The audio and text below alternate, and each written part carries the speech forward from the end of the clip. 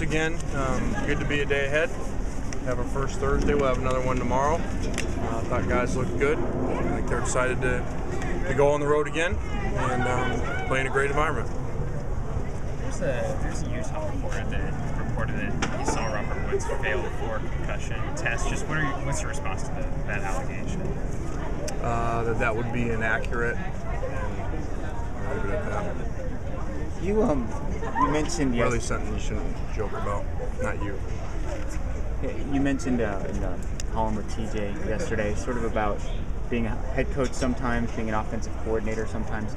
Do you ever feel like that's too much on your plate? Have you ever sort of felt a little bit overwhelmed and thought about changing things up a little bit? Or? Sure, I've thought about it. I think that as you guys have heard me before, you better look at everything that you're doing and everything within your program. And at the end of the day, at this time, I've just felt it's too valuable for the relationship that play calling helps me develop with our offense players, but specifically our skilled players and the quarterback. I think there's a lot to that.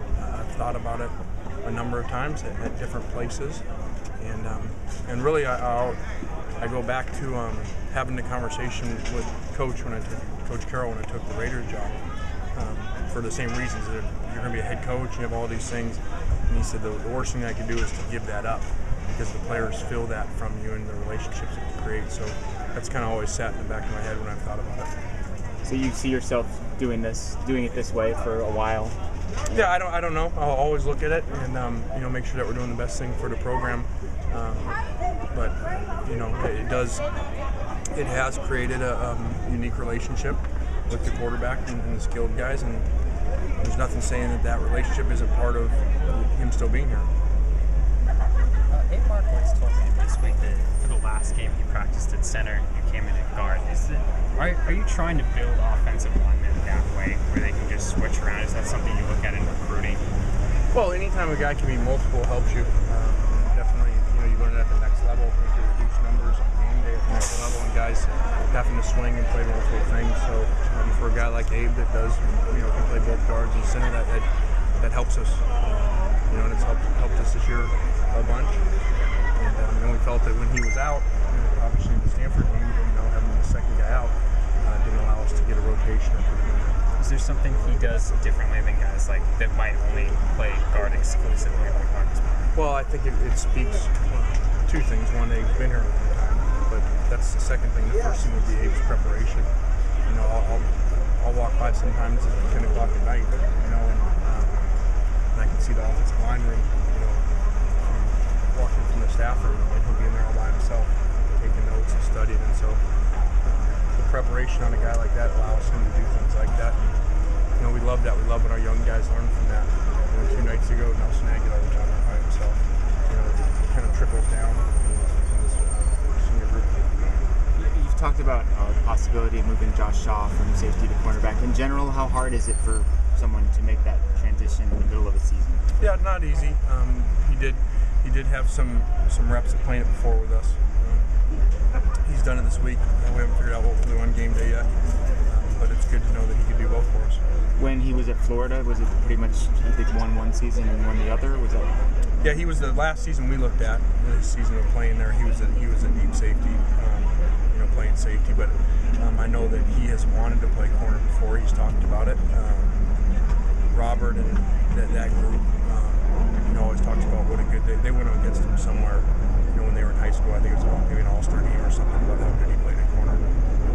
Does he have a certain skill set that you like, or certain things that he might bring to cornerback? Well, I think he's a bigger corner that's long and physical and can tackle, and so obviously that's a good thing. What will be the determining factor for you in terms of deciding how you're going to do that this week? Oh, I don't know.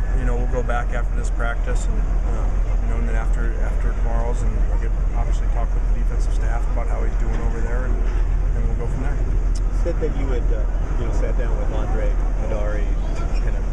What was the message that you tried to kind of relate to him? Well, Andre had a really bad Thursday, and as much as we talked about, I thought our players and staff did a good job with the adversity and the crowd and everything. As I made note, improvement from the time before we went on the road. Andre didn't handle it very well. You know, he kind of like at one point, I didn't see it, but you know, he was kind of yelling at the fans at one point, getting in with them, and got really upset.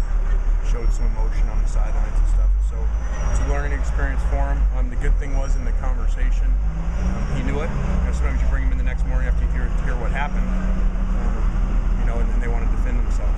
He knew he was wrong, and you know, there won't be an issue again. Has there been any thoughts that if and when J.R. Tobias comes back, what position he'll play now that Preston's kind of stepped up at defensive end? Yeah, we don't know that. It's a good thing. It's a good problem. It's a problem, you know, that he has done both, and so that can give us some snaps inside when we need them, and some snaps outside, and maybe even both, you know, in the same game. So J.R. prepares really hard and very smart. So whenever he gets back, he's going to help us a lot in a position that's very good. You started Leonard over Antoine this last game. That was the first time Antoine hadn't started. Was that just a matchup thing against Utah, or is Leonard surpassed Antoine on the depth chart? No, that was off of performance. Nothing to do with Antoine. That was all Leonard. Leonard had performed really well in his opportunities in the games, especially the previous game, Cal. And so it came down to you know how we run a program. You know, the more production. And so Leonard got the start, did well, and he's going to be a great player here. Lane, Zach Banner has spoken at length this week about how excited he is to be traveling and going back home. Is that something that you've tried to do with guys in the past if they might not be traveling under ordinary circumstances, but they're going to their home city, have them travel, and what's your thought process behind that? Well, hopefully we'll get to the point where we can't do that, and we have enough players. You know, we're only allowed to take 70, and so someday we'll get back to the point where there'll be 70 players that are going to play in the game. So we're not at that point, and so we take some guys that never play. And so the good thing about that, the good thing about the sanctions, is that Zach gets to go on a trip home and go up there. So hopefully we won't be doing that for many years.